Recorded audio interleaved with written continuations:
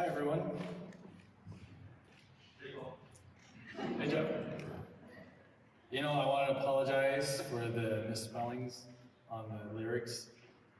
I forgot to type those up this morning until I wound up doing it this morning. And as you can see, the lawyer side of me typed defense instead of defend and all that stuff. But, okay, are there any new members, visiting members here? Okay. No? Okay. Just in case there are and I just don't recognize you, to be clear, I am not the regular pastor of this church or the pastor of this church, so this is not typical. So, everyone, this is going to be probably the only opportunity I have to give a message that will be heard by the adults and the older students, but not the elementary kids. So my intended rating for this message is PG-13. And so, quick fact, the movie rating people created PG-13 as a response to what movie? Anyone know? I know Michelle knew it. Yeah, Josh. Of course you would. Yes. Indiana Jones and Temple of Doom, where the guy was reaching into the still beating heart of the chest and pulled it out and saying, "Oh, Kalima," right? And people were outraged that this was only PG, while the movie rating people were saying it's not harsh enough for a rated R movie. So they came up with a new rating to better describe that content. And hopefully, this message will not lead to a new rating. So, back in October, when Pastor Peter asked me to give the message for this particular Sunday, I didn't realize at the time that it would be the last Sunday before Thanksgiving. I've been giving messages for the young people here for nearly 6 years now. And when I'm working on writing messages for holidays, sometimes that will be my starting point, especially for like Christmas or Easter, and even things like Mother's Day or Father's Day. But Thanksgiving, I know there's a historical and even religious context to this holiday, but I think that most of us don't really consider that aspect of Thanksgiving in our own lives and our own celebration of this. I think the name of this holiday is unique in the sense that it actually tells you how to celebrate it, by giving thanks. And generally, that's as much thought as we put into the meaning of the holiday itself. And for most of us who celebrate Thanksgiving, it consists of, getting some time off from work, gathering with family and friends, and having a nice meal. And maybe if you have the one super energetic initiator in your extended family that drives all the events in the family gatherings, they will gather everyone around the table before or after the big meal and have everyone share what they're thankful for. And last week, I see most of you guys, we had a men's group meeting, and one of the things that a lot of us shared was how thankful and blessed that we are. And that reminded me of Thanksgiving coming up. And with Thanksgiving, even if you guys don't have that amped up aunt or uncle in your family, you might still take a moment to reflect on the state of your life and take stock of the things for which you are thankful. Now, I hope I'm not wrong about assuming this, but I believe that everyone who attends this church regularly have a few of these things in common. And we all, I hope, have a place to live, a place to sleep, food to eat, and living in a country where we're free to worship God and being able to attend this church. And these are not small things that we should take for granted. And I hope that I'm right in assuming that we all have this. And there are other things, however, that will only make, the I'm thankful for list for some of us, but not for others. Some of us are probably enjoying things that others among us are not. And maybe some of us are really pleased with certain aspects of our lives, while others, those same aspects are causing great stress, or maybe even despair. And if you broaden this scope in your mind from just the people of our church to all of the people of this world, and you consider the numerous ways by which the world measures us, you have money, looks, appearance, health, family, education, age, gender, politics, fitness, all of these, and just stuff. We are definitely not all in the same boat. And in those worldly measures, there are haves and have-nots. And while we're taught not to focus on these measures, it's very difficult not to feel their effects. And for those of us who generally view ourselves as being more of a have-not than a have. It might be easier to view the haves with resentment and possibly even reject the idea that any of those things are worthy of someone giving thanks. And so the idea of someone giving thanks for their beautiful family or wonderful home, it might seem offensive or maybe even wrong to someone who is struggling with isolation or financial issues. And on the other side, for those of us who view ourselves as being more of a have, there's a danger of at least subconsciously feeling as though that these blessings are God's favoring of us over others due to some virtuous aspect of our character. God rewarded me for being more humble than my peers. God rewarded me for being more diligent with my Bible reading. Getting dangerously close to feeling like we're a better class of person. So of course God rewarded me. It wouldn't be so hard for any of us to go online and find these sentiments being expressed. People resenting wealthy people or otherwise successful people just because they're wealthy or otherwise successful. Or wealthy people expressing a clear belief that they're wealthy because they're a better class of person. And the way we look at other people is greatly determined by how we view ourselves in our own situation, right? Like a person who's feeling hopeless or struggling, uncertain, and resentful is going to look at the world and look at other people around them differently than a person who is hopeful and optimistic and secure. And almost universally, you know who generally tends to feel less secure about their situation? It's young people. Our young people, our college students, our high school students, even if they grew up in a comfortable environment, they don't know what kind of situation they're going to have when they're an adult. They don't know if they're going to ever be able to afford a house here in Southern California. They don't know if they're going to have the kind of life where they can just eat whatever they feel like, whenever they feel like, or be able to join their family or friends on an impromptu outing or trip. And not just material things, but for many young people, these years are typically the years that will determine their occupation. What will they be doing with their lives? Where will they live? With whom will they live? How well will they live? All of these questions haven't been answered for them yet. And from their perspective, well, all of those unanswered questions, it might be more difficult to be generous and give people the benefit of the doubt. And it might be easy to be cynical and view someone as being somewhat disingenuous or having false modesty when they give thanks for the blessings of their high net worth or abundant comforts. Now, I'm not here to say it's right or wrong for people to feel that way, but for myself, getting more money would make things easier.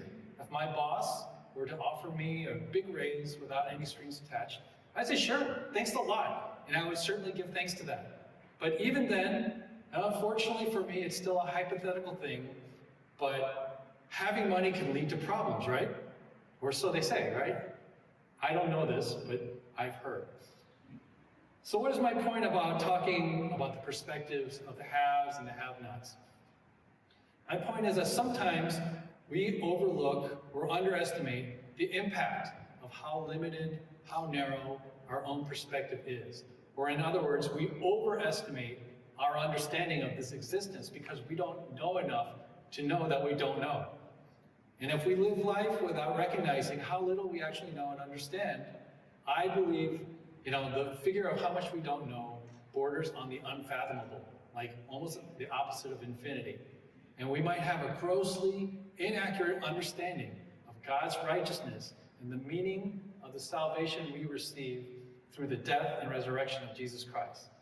Please stay with me on this. There's this idea or concept in my mind that I hope is true, that everyone, when we start off as a baby, with a very, very, that's Tim, with a very, very limited perspective of just me. It's all about me. What's happening to me? What do I want? What do I dislike? What do I like? I'm scared. I'm hungry. I'm in pain. I'm sleepy. I like you, so stay with me. I don't like you, so go away, right? But generally, as we grow older and spend more time around others, we become more mature, we gain the ability, and more importantly, the inclination to empathize with other people. And not just other people, but people in different situations and roles. And that's why if you have a family with multiple kids and the oldest kid has ever had to take care of the younger kid, and they know the feeling of being responsible for the safety and well-being of that younger child, the older kid will generally understand better when mom and dad are saying no, while the younger kid is saying why, it's not fair, and kind of having a meltdown. And even if that older child doesn't agree, they're more likely to understand the importance of obeying the parent. It's just a matter of wisdom gained through experience and perspective. A similar thing happens in the workplace. Most of us, we don't start off in management. We start off in an entry-level position. And from that perspective, the boss's demands can seem unreasonable. And the unwillingness to pay you what you want might seem like penny pinching and just greed. And that's where you hear those sentiments. We do all the work while they just sit there and enjoy their dividends. But then maybe someday you get promoted and you become the boss. And then you will recognize the difficulty of having to balance the demands of all these different workers and their conflicts with each other. And you recognize the constraints of having to pay all these people while staying within a budget.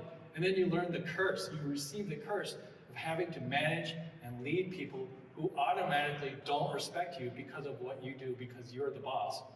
And there are many more types of these progressions that people go through, like going from elementary to junior high to high school and beyond. And for some of us here, a lot of us here, that progression went all the way and you guys became teachers, right? And then every one of us, we are somewhere on that progression from young to old. And Yujo would probably complain that with mentally or emotionally, I'm not making any progress on that. But at least I know I am physically, right? When Jesus told the parable of the laborers in the vineyard, I believe one of the lessons he was trying to teach us to recognize was, hey, we're all looking at this world from the wrong perspective. So here's the setup. This is Jesus talking. Oh, it's tiny up there, isn't it? For the kingdom of heaven is like a landowner who went out early in the morning to hire laborers for his vineyard. When he had agreed with the laborers for a denarius a day for the day, he sent them into his vineyard. And he went out about the third hour and saw others standing idle in the marketplace. And to those he said, you also go into the vineyard, and whatever is right, I will give you. And so they went. Again, he went out about the 6th hour and the 9th hour, and he did the same thing. And about the 11th hour, he went out and found others standing around.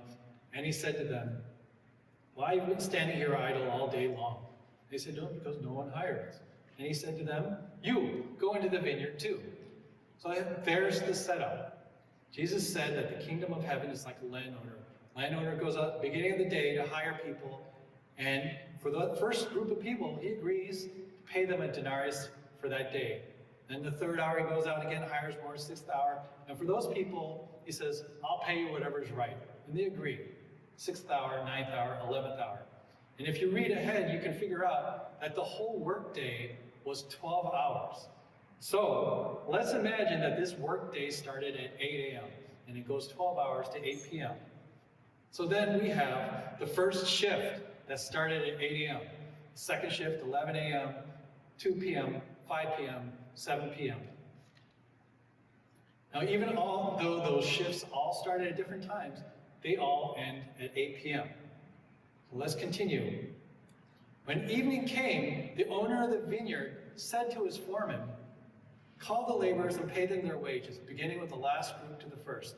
When those hired about the 11th hour came, each one received a denarius. When those hired first came, they thought they would receive more, but each of them also received a denarius. When they received it, they grumbled at the landowner, saying, these last men have worked only 1 hour, and you have made them equal to us, who have borne the burden and the scorching heat of the day.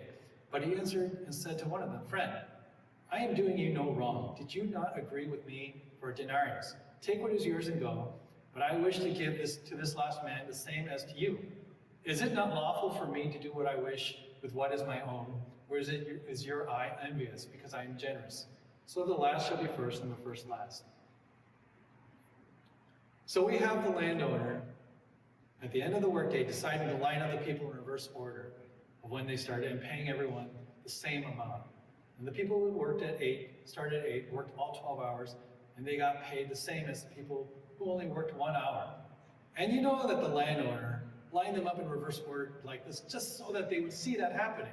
So that the 12-hour worker people at the end of the line would say, hey, 1 hour people are getting what I'm paid. And of course, those 12-hour people were mad. They were getting mad about working from sunup to sundown the same amount that these bums were not even looking for work at the beginning of the day. They just showed up at the end and they got paid. Now, mind you, those people who had worked the 12 hours, they were the only ones who knew what they were going to get paid. And for everyone else, landowner only promised them whatever is right. So the 12-hour people were the only ones who knew what was coming. Now, I see Dave there. I don't see John Yang. Is John Yang here? Okay, so just you, Dave. I'm talking to you, Dave. No, I'm just kidding. But I know some of you politically minded people, not Dave, at some point, I might have compared this parable to that online story about the professor trying to teach his students a lesson about the ills of communism and giving everyone the same grades and how that leads everyone to fail, right? Because nobody's motivated, nobody wants to be the one that pulls the wagon for everyone else. But that is not the point of this parable. The most obvious point of this parable is that everyone gets the same reward at the end. We're all going to the same heaven. But let's look specifically at the 12-hour people. I think this parable would lose its point if those people weren't in the story. Why were the 12-hour people upset? Were they upset about the wage that they had received? I don't think so. They were the only ones who knew exactly, before they started, what they were going to get paid, and the landowner gave them exactly what he had promised. Were they upset about the work they had to do or the working conditions? Was the day's weather particularly difficult? No. The landowner told them, hey, this is a vineyard. You're going to be working with your backs and hands. He wasn't promising a day's wages to sit in the shade and eat grapes. They knew they were getting paid for labor, and labor is what they gave. Jesus doesn't mention anything about a heat wave or a tornado or a thunderstorm or an earthquake. Were they upset because they saw others getting a better deal than them? Yes, right? That's where their lack of perspective comes in. The 12-hour people saw this from the perspective of themselves and from the perspective of the 1-hour people. And they said, man, those 1-hour people got a sweet deal. And suddenly they didn't feel so good about their own deal. And they felt, I didn't have to spend a whole day working like this to get this single denarius. I could have just sat around, loafed around, and then shown up at the end of the day, put in an hour's work at quitting time, and gotten paid the same amount. And in their minds, they likely felt, this is unfair, even though the landowner was completely upfront and honest about everything that was going to happen. Now, can you imagine if something like this happened today in a modern setting? For instance, let's say you are someone working a 12-hour shift at McDonald's, making 15 bucks an hour. You know, that's 180 bucks for the day. Not a bad amount. 180 bucks for a day's work. Now let's say at the 11th hour, the manager says, hey, I gotta bring in a temp. With a little, we got a late night rush, help close up, someone's missing today, so I need the help. And he's only gonna work 1 hour. And the temp shows up and he's fine. Nothing remarkable. He does all the tasks that you tell him to do. Takes out the garbage bags, mops up the floors. Not awesome, it's not spotless, but good enough. And when the day is done, you see the manager pop open the register and hand him 2 crisp $100 bills. Thanks, kid. How are you feeling about that $180 now that you just earned? Seeing that temp just got paid 200 bucks for an hour. How is this fair? And if that happened today, we all know what happens next, right?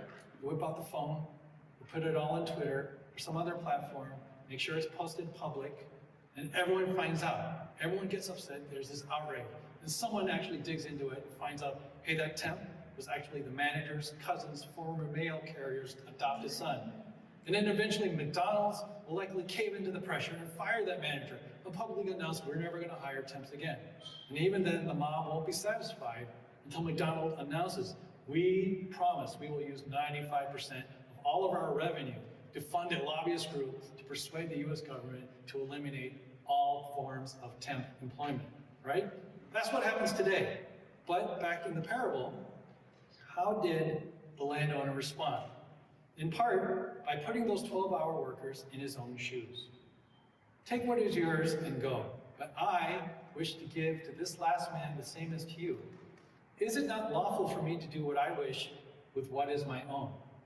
The landowner is saying to the 12-hour workers, hey, think about my situation. Think about my perspective. Put yourself in my shoes. If I want to give these 1-hour workers my money, what's wrong with that? Well, who are you to say anything? Is this not my money to do what I want to do with it? Which, by the way, Dave, is kind of the opposite of communism, right? Yeah? Freedom to use your own money, to offer whatever wage you wish to offer, and for the worker to be free to accept or refuse that offer. Make a deal, contract, done, right? As Jesus said at the beginning of the parable, the landowner represents whom? The kingdom of heaven.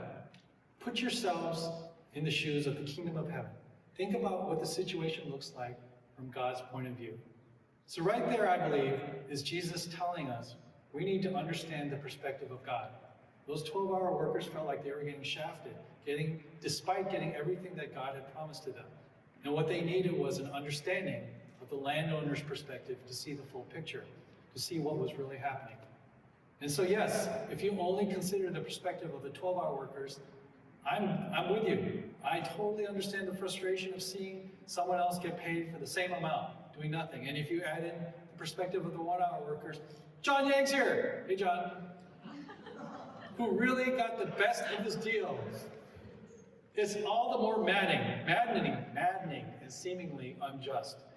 But if you add in the perspective of the kingdom of God, the landowner who provided everything he had promised to everyone, and is certainly free to do what he wishes with his own possessions and wealth, then you understand, hey, the landowner gave us a fair deal. John, you missed an economics class here. He was true to his word. He was honest. He was just. So how does this perspective tie into our understanding of the gospel? Well, what is the gospel? To summarize quickly, and I noted earlier in the first service, I chose poorly on the font and colors. God created humans. Humans sinned and became separated from God. God is holy and good. Humans are unable to live up to God's righteousness, and because of our sin, deserve the wrath of God. So far, that's all bad news. But then, God sent his son, Jesus Christ, to pay the price of our sins, to take his wrath on our behalf. And if we confess with our mouth that Jesus is Lord and believe in our heart that God raised him from the dead, we will be saved. So that's the good news, right? But here is where our own perspective, and more importantly, the lack of God's perspective, can skew our understanding of this. One of the hardest truths about the gospel, and it's right there in the summary, is that people deserve damnation. That is a tough one to accept, particularly if you're like me, who, especially when I was younger, tends to see the positive side of people, except when I'm driving. You know? Other than that, I generally tend to like most people, or at least not hate them. But outside of a car, especially when I'm in a workplace, I tend to really like people in a workplace for some reason. I don't know what it is about working, but in my 30-plus years of working full-time, and probably 4+ years of working part-time before that, I probably liked and gotten along well with over 85% of the coworkers I spent time around. Now, this is generally a chronological summary. I've worked in a restaurant kitchen, a phone marketing company, a TV shopping network, 2 nursing home kitchens, including one for chemically dependent men, a company hired by lenders to evaluate their mortgage applicants, 2 software companies, 2 law firms, and now a dreaded insurance company. And that one's like 15, 14 years. And I've liked an overwhelming majority of my coworkers at all of those places. And I sat through all of those, thought through all of those jobs that I had, and I could only think of 2 coworkers that I really, really disliked. And out of those 2, one of them I now consider to be a friend, and the other probably doesn't even remember I exist. So I think I am a people person overall. And when I think about all of those people, then I add in my friends and my family members, it is very difficult, extremely difficult to accept that their fate is eternal damnation if they're not saved. And maybe if we convince ourselves to merely just peacefully coexist with the notion that we all deserve eternal damnation, there are probably areas, maybe even little notions here or there, or maybe even the flat-out full-on belief that, hey, if I were the man upstairs, if I were God, things would be different. The rules wouldn't be so hard to follow. The path to salvation wouldn't be so hard to see. The bar wouldn't be so high. The road to damnation would be the camel going through the eye of the needle, and the road to salvation would be broad and easy, like driving the freeway right after COVID hit, right? When it was just nice and empty. That's what it would be like if I were in charge. If I were in charge, Jesus wouldn't have had to die on the cross to save us because we'd be doing just fine. Except, of course, the certain people we all agree shouldn't be fine, right? Because certainly there would be no disagreement about that, right? And you know what's implied in that belief? A logical implication in that belief is that our sins are not really sins. Oh yeah, there are some of us who need Jesus, but there are also the decent folk. There's that logical implication of even allowing the possibility that God is perhaps a bit stricter than he has to be. And to some people, I guess even that is okay. You're okay with saying to yourself and others, God, I should loosen up a bit, maybe ease up on that damnation and let things slide a bit, right? Our morbid neighbors are really nice people. They're always helping people out. Two of my Muslim law school classmates were some of the nicest classmates I ever had. Now a lot of you here know about the passing of my friend Big John, a few years ago. He was one of my groomsmen. He and I met in elementary school, back in 6th grade. We spent a lot of time together, doing a lot of stupid stuff. And he was the only Minnesota friend of mine who visited me in Alabama, who visited me here in California. And it's funny, I really considered not sharing this. It's funny, when my mom first met him, when I was in 6th grade, John came to my house looking for me as Polier. And because he was so much bigger than me, that's him, bigger than my sister in 7th grade. She thought, oh wait, this kid is huge. And my mom swears that she saw John at the drugstore playing video games during school hours. And she thought, there's no way this kid is my son's classmate. And the word that we can't use anymore, that means mentally challenged, that used to be the word my mom used for him. And so, of course, that got used a lot of times with my dealing with John. Hey, John, you know what my mom thought of you? So, that used to be my thing. But John passed away from colon cancer back in March of 2019. And I'm not positive of this, but I'm pretty sure that he was an atheist when he died. And one of the times he visited me in California, back when I was going to Yongnap, he did go to church with me. I was able to drag him out to church with me. But the last time he visited me in California, he very aggressively and hostilely refused to come with me to church. So it breaks my heart every time my mind wanders to him, thinking about where is he right now, what's going on with him right now. And I prayed and pleaded with God, please let me be wrong about where he is right now, what his situation was when he died. I feel compared to most people, I've connected with a pretty broad range of people, with a lot of different backgrounds, a lot of different ideas and opinions about things, in varying circumstances. And I'm thankful that my connections with all these different groups has helped me to be slow to condemn or belittle those who are not like me. But ultimately, all of these different lives I've connected with, all of these paths I've crossed, all of these different perspectives I've experienced, they're all just people. None of them are God. None of them knew the righteousness of God. We were all just people. And because our perspectives are limited to those of people, we can't fully fathom the scale of God's righteousness. And without this understanding of God's righteousness, it becomes easy to sweep our own sins out of our consciousness and deem ourselves and people like ourselves to be decent folk, decent people. And we've all heard the phrase, can't see the forest for the trees. And that phrase means you're looking at some minute detail of something so closely that you lose sight of the big picture. Thank you, Andrew, for this. Well, I think that phrase applies to us, except that we are the trees. We are the sinners. And because we're just stuck here down on the earth, we start out with this perspective of one tree, surrounded by other trees. And if we're lucky, we can gain the perspective of a couple other trees around us. And then maybe even learn from them the perspective of other trees gained around them. And we slowly get to know the perspectives of a few different trees around us on the ground. But we still can't see the forest because we're only looking from the ground. We lack that perspective.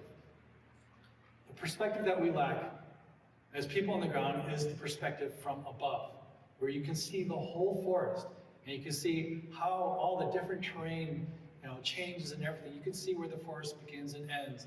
You see where the hills are. You see where the cliffs are. See the volcano off in the distance that's spewing lava that's burning off a section of the forest so that they don't understand what's going on. You see the bulldozers that are coming to clear a section off. You see the rain clouds that are bringing the water on the way to feed the trees. Right now, we're all just people on the ground with limited perspective to other people on the ground.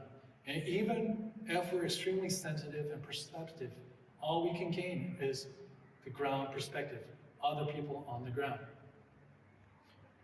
Going back to the gospel, the fact that we deserve damnation isn't because God is too uptight or too rigid or inflexible.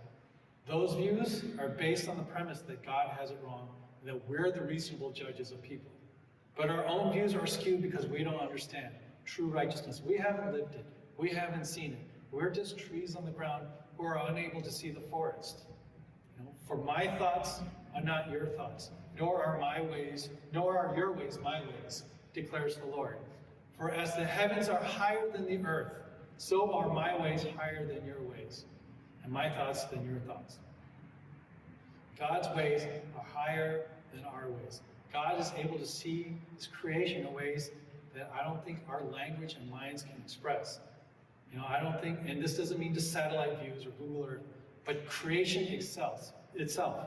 Our souls, our minds, spiritual forces at work, all of these things that he can see that we cannot. But someday our eyes will be open, and all of these misgivings that we have about God's ability to judge who deserves damnation and who doesn't will be revealed as utter foolishness. And I understand it doesn't look that way now. Now, Jeff, here it comes. I'm going to bring up an example that I believe might mortify my wife. So, I'm sorry. But in my late teen years and 20s, I had a very incomplete and inaccurate notion of dating and relationships. And I had no real understanding of what kind of person I was and what kind of person I needed to be with. And during those years, I exhibited a lot of reckless decision-making with regards to relationships. And those actions led to a lot of stress, drama, pain, and uncertainty. And a lot of these decisions were accompanied by the idea that in the back of my mind, I knew that someday I do want to be married. I knew I would want to be a dad and live that dad-husband life. But beyond that, I didn't really have a lot of details in my mind. But in 2000, I met you, Joe, and we started dating in 2001, and we got married in 2002.